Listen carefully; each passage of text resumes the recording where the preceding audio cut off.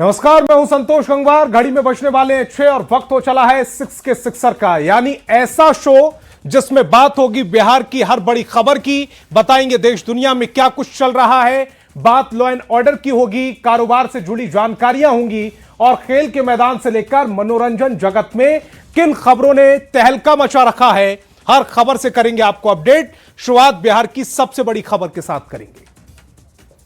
तो देश के चर्चित आईआरसीटीसी घोटाला में कल अहम सुनवाई होने वाली है। राष्ट्रीय जनता दल के सुप्रीमो लालू प्रसाद से जुड़े मामले में कल दिल्ली हाईकोर्ट में सुनवाई होने वाली है। दरअसल लालू प्रसाद दिल्ली उच्च न्यायालय की शरण में पहुंच गए हैं, क्योंकि आईआरसीटीसी घोटाले में ट्रायल कोर्ट ने लालू प्रसाद के खिलाफ भ्रष्टाचार और आपराधिक साजिश के तहत आरोप तय किए हैं। निचली अदालत के इसी निर्णय को लालू प्रसाद ने हाईकोर्ट में चुनौती दी। कल सोमवार को ट्रायल कोर्ट के निर्णय पर जस्टिस स्वर्णकांत शर्मा की बेंच सुनवाई करेगी। पिछले साल 13 अक्टूबर 2025 को ट्रायल कोर्ट ने लालू प्रसाद के साथ साथ पत्नी राबड़ी देवी और बेटे तेजस्वी यादव के खिलाफ आरोप तय किए थे। इन दोनों पर भी आपराधिक साजिश और धोखाधड़ी के आरोप हैं। राउस एवेन्यू कोर्ट के स्पेशल जज ने यह पाया कि रेल मंत्री रहने के दौरान लालू प्रसाद ने अपने पद का दुरुपयोग किया और जमीन के टेंडर प्रक्रिया को प्रभावित किया। कोर्ट ने पाया कि वो इस साजिश से पूरी तरह से वाकिफ थे और निर्णय लेने में उनकी संलिप्तता रही।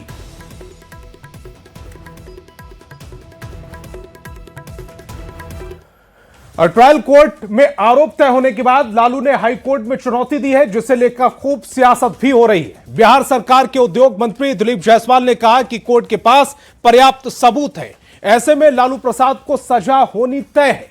कोर्ट का जो फैसला होगा उसे लालू प्रसाद और बाकी सभी लोगों को मानना होगा।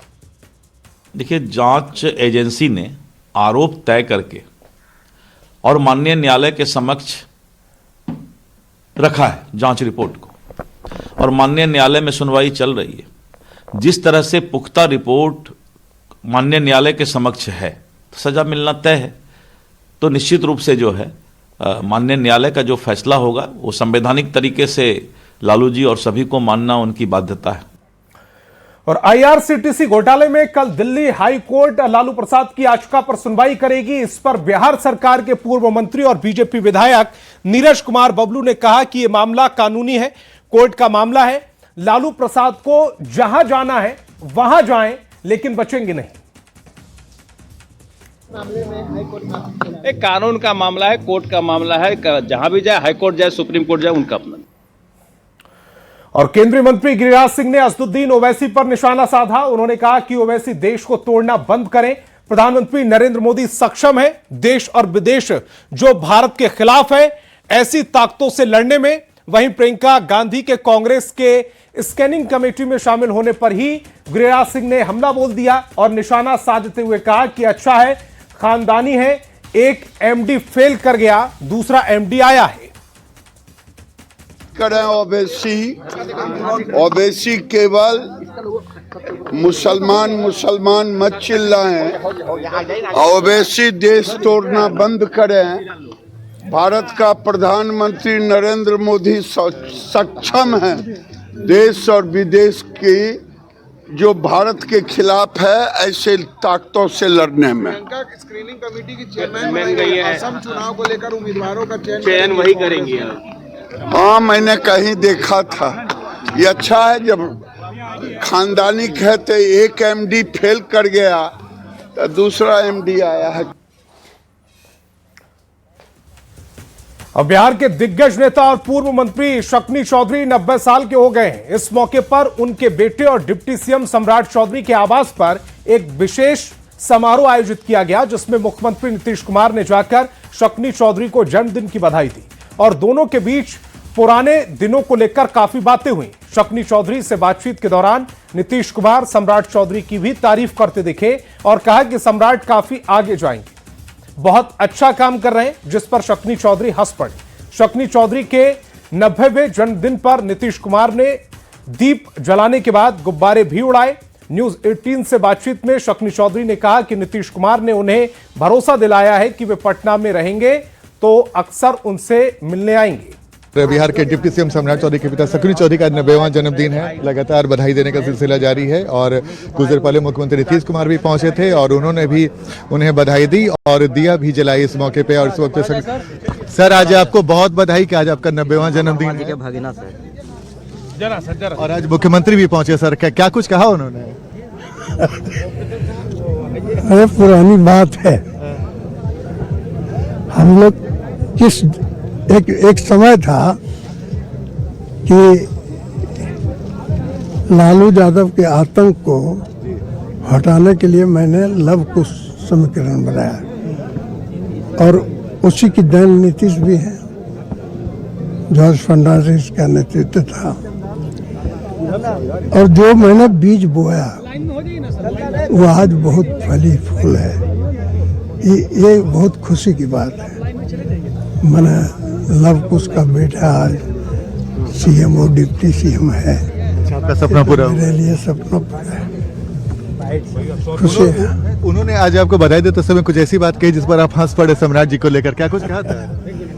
सम्राट जी के कहा बहुत आगे बढ़ेंगे, बहुत अच्छे लड़के हैं और आप यहाँ रहिए तो हम रोज आपसे मिलेंगे। अगर यहाँ रहिए पटना में तो हम आपके पास जरूर आके मिलेंगे। बिल्कुल। तो शकुनी चौधरी जी को मुख्यमंत्री ने बधाई देते समय तो पुरानी बातें कही और शकुनी चौधरी ने भी कहा कि जो उसकी सपना, जो लौकुश की सपना उन्होंने की थी समता पार्टी का, आखिर आज उनका सपना पूरा हुआ। तो जाहिर तौर पे शकुनी चौधरी का जन्मदिन तब खास हो गया जब नीतीश कुमार उन्हें बधाई देने पहुंचे और पुराने दिनों को भी याद दिलाई। कैमरामैन मनीष जुनेजा के साथ आनंद अमृतराज, न्यूज 18 नेटवर्क, पटना। और डिप्टी सीएम सम्राट चौधरी के पिता शकुनी चौधरी के जन्मदिन पर सीएम नीतीश ने सम्राट के पिता से सम्राट चौधरी की तारीफ की। सीएम ने कहा कि बहुत आगे जाएंगे, हम हमेशा इनके साथ हैं। नीतीश कुमार ने शकुनी चौधरी से सम्राट चौधरी के इसी आवास में रहने की अपील भी की। सीएम ने शकुनी चौधरी से कहा कि हम हमेशा इसको यहां रहने के लिए कहते हैं। दरअसल सम्राट चौधरी अपने निजी आवास पर फिलहाल रहते हैं।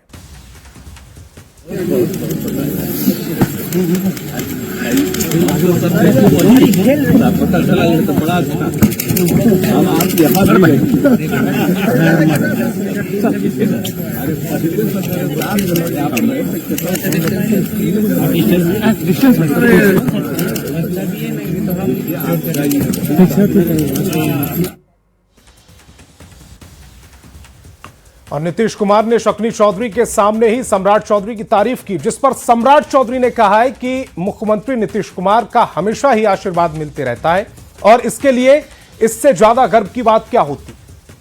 आज ही पिता का मार्गदर्शन और आशीर्वाद भी मिला है।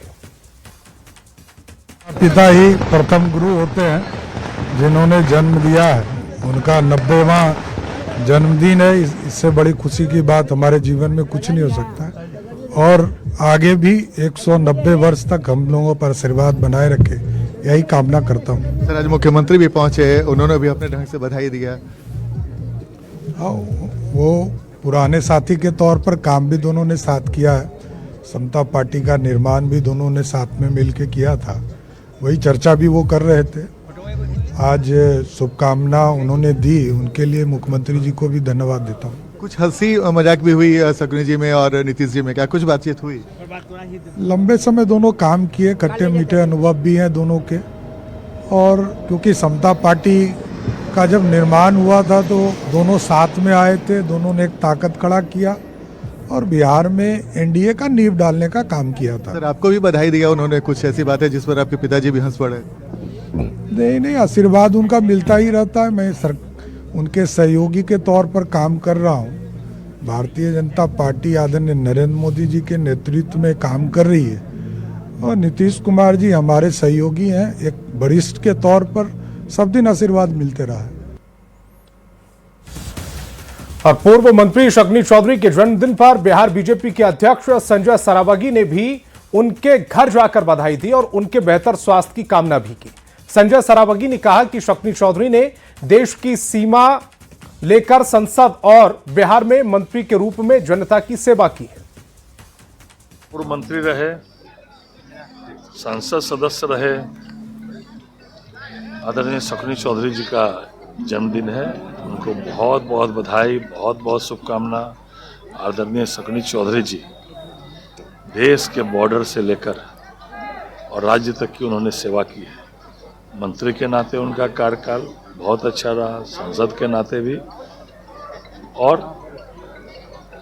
देश की भी सेवा उन्होंने सैनिक के रूप में देश के बॉर्डर पर की है। आज उनका जन्मदिन है, उनको बहुत बहुत बधाई, बहुत बहुत शुभकामनाएं।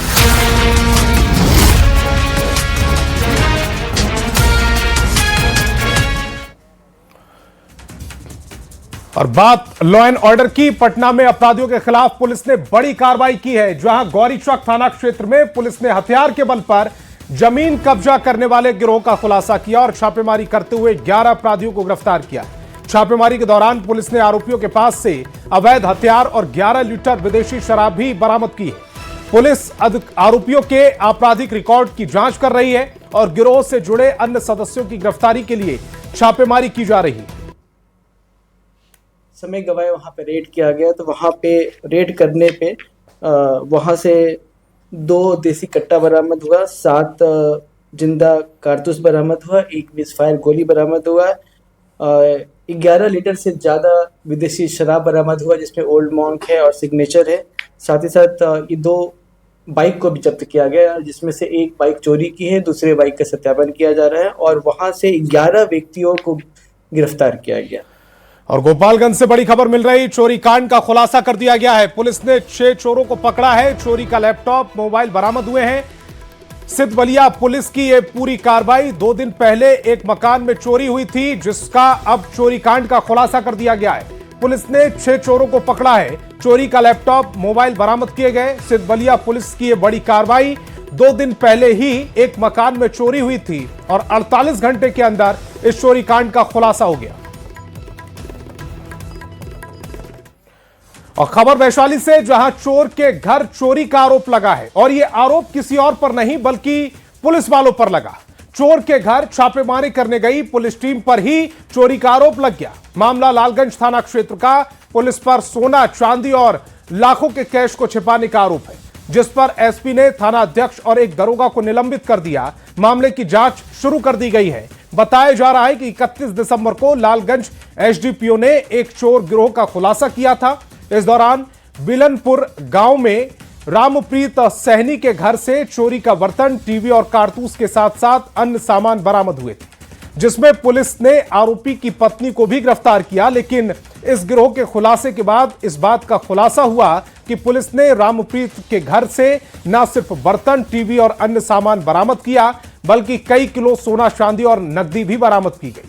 लेकिन सोना, चांदी और कैश को पुलिस ने छिपा लिया, जिसको लेकर आरोपी रामप्रीत सैनी के रिश्तेदार ने पुलिस पर ही गंभीर आरोप लगा दिए। राइफल शायद मिला है, 2 दाना मिला है, 3 गो LCD मिला है, या कुछ बर्तन शो किया है। बाकी कैश जो ले गया है, जैसे यहाँ के शो में है कि 50-60 लाख रुपया नगद था उसके पास, वो ले गया है। तो वो लड़का मछली के धंधा करता था। और भी सोना चांदी की भी बात सुने थे। क्या था सोना चांदी, कितना था? सोना के तो बहुत के हल्ला है, बाकी झूठ क्या हम क्या चर्चा है, कितना किलो? अनगिनत 2 किलो के अंदाज बता रहा है। पैसा था क्या? मतलब पुलिस आई थी, कब आई थी, क्या है? पुलिस आए थे 4-5 बजे के करीब में। कब, किस दिन? अब ध्यान नहीं है किस दिन। कितना दिन पहले? हो गया 4-5 दिन पहले। 4-5 दिन पहले पुलिस आई थी। हाँ। फिर क्या किया? वो आया तो घर ढूंढने लगा, पैसा मिला, सोना मिला, एगो रिवाइवल देखे थे। सोना भी था? हाँ। रिवाल्वर भी था? हाँ, रिवाइवल आप देखे थे? हाँ। इसमें दिनांक 30/12/25 को एक चोरी के सामान की बरामदगी की गई थी लालगंज थाना प्रभारी एवं उसकी टीम के द्वारा। इसके बाद FIR भी दर्ज किया गया था, प्राथमिकी संख्या 662/25। FIR दर्ज होने के बाद कुछ इस तरह की सूचना हम लोगों को प्राप्त हुई आमजनों के माध्यम से, इसमें जो सामान जब्त किया गया था वो सभी को दर्शाया नहीं गया है। कुछ बहुमूल्य सामान सोना था या कुछ कैश था जिसे दर्शाया नहीं गया है। इस प्रकार की सूचना आने के बाद फिर जांच की गई और जांच के लिए इसे एडिशनल एसपी ट्रैफिक को भी दिया गया है, जो इसको जांच कर रहे हैं। प्रथम दृष्टया मामले में इनके आचरण को संदिग्ध पाते हुए थाना अध्यक्ष लालगंज को निलंबित करने की अनुशंसा की गई थी, जिसमें डीआई सर के द्वारा निलंबित किया गया है। और सीवान पुलिस ने आलू की आड़ में शराब की तस्करी का खुलासा किया। पुलिस ने 20 लाख की शराब जब्त की है। यह कार्रवाई बिहार यूपी के बॉर्डर धरनी छापर चेक पोस्ट पर की गई। मैरवा थाना की पुलिस ने एक ट्रक को रोका जिसमें आलू के बोरे में लाखों की विदेशी शराब छिपाई गई थी। इस मामले में ट्रक के चालक और एक युवक को गिरफ्तार कर लिया गया। और दरभंगा से बड़ी खबर है, जेवर दुकान में चोरी की कोशिश की गई। एक युवक को बंधक भी बनाया, हथियार के बल पर बंधक बनाया गया। बाउंड्री तोड़कर चोरी की यह कोशिश सीसीटीवी में कैद हो गई। 8 चोर की तस्वीरें बहादुरपुर थाना क्षेत्र के रघेपुरा चौक की यह पूरी घटना है। दरभंगा से यह बड़ी खबर है, जहां जेवर दुकान में चोरी की कोशिश की गई। एक युवक को बंधक भी बनाया गया। हथियार के बल पर यह चोरी कांड हुआ है। बाउंड्री तोड़कर चोरी की कोशिश की गई। सीसीटीवी में कैद हुई हैं 8 चोरों की तस्वीरें। बहादुरपुर थाना क्षेत्र के रघेपुरा चौक की यह पूरी घटना है। नहीं कुछ होगा, नहीं कोई था। दीवार तोड़ दिया, इस बार भी पीछे से दीवार तोड़ के और अंदर घुसने का प्रयास किया। क्या हुआ, क्या आपको जानकारी मिला जब आप आए? तो फोन आया कि ऐसे ऐसे बात है, दुकान में चोरी हो गया। तो हम तुरंत घर से तुरंत आए। प्रशासन उस समय पहले से मौजूद। रात में आया, सीटा उठाया, घुस के हमको 4 आदमी पकड़ के भिड़ा दिया।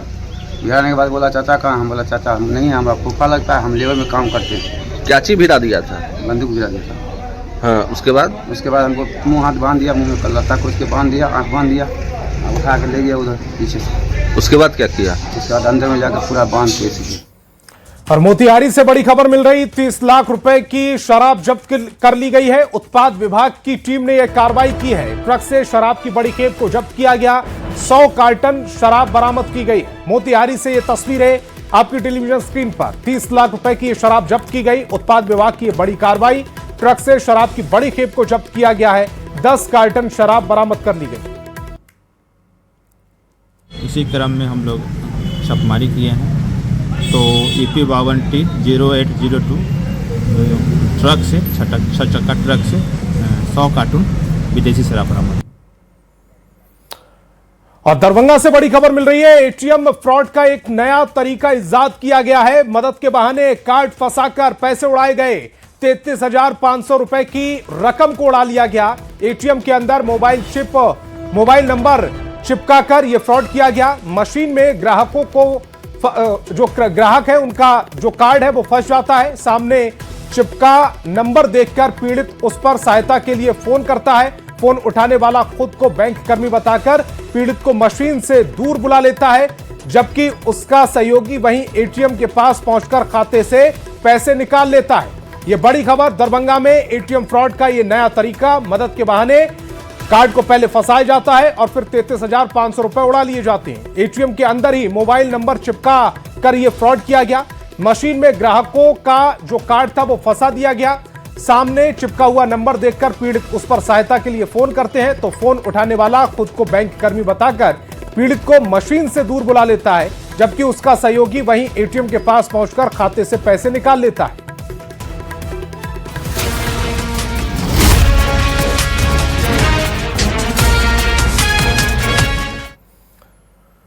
और बात देश दुनिया की, वाराणसी में आज से वॉलीबॉल प्रतियोगिता की शुरुआत हो गई है।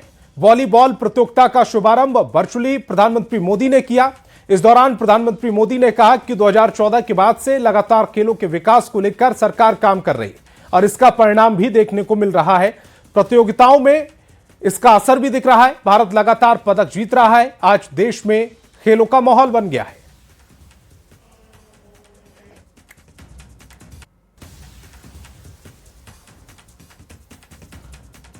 अब भोपाल में कथावाचक पंडित प्रदीप मिश्रा ने एक बड़ा बयान दिया। पंडित प्रदीप मिश्रा ने संघ से भगवान शिव की तुलना की है। संघ के सामाजिक सद्भाव बैठक में बयान दिया। शिव विष पीकर राष्ट्र की रक्षा करते हैं और संघ भी विष पीकर राष्ट्र की रक्षा करता है और राष्ट्र की रक्षा करते हैं। संघ भी विष पीकर राष्ट्र की रक्षा करने में लगा हुआ है। किस तरह से आने वाली पीढ़ी को प्रबल बनाना। अभी हमारी सीहोर बिटले सेवा समिति मान्यवर ग्रीन शिवरात्रि मना रही है। ग्रीन शिवरात्रि का मतलब क्या है?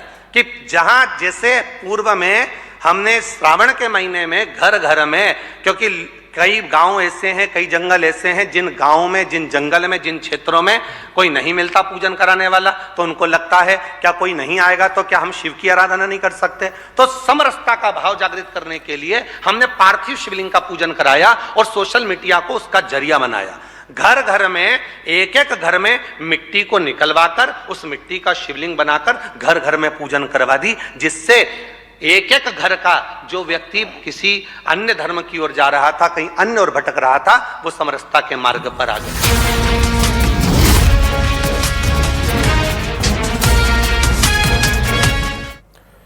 और बात कारोबार की। भारतीय शेयर बाजार ने नए साल की शुरुआत अच्छी तेजी के साथ की है। पिछले लगातार 3 कारोबारी सत्रों में तेजी देखने को मिली, लेकिन वेनेजुएला पर अमेरिका के हमले के बाद अंतर्राष्ट्रीय राजनीति में तनाव तेज हो गया, जिसका असर भारतीय शेयर बाजार पर भी पड़ रहा है। वेनेजुएला के खिलाफ अमेरिका की सैन्य कार्रवाई को लेकर कहा जा रहा है कि सोना, चांदी और कच्चा तेल की कीमतों में गैप अप ओपनिंग यानी कि शुरुआती तेजी देखने को मिल सकती है।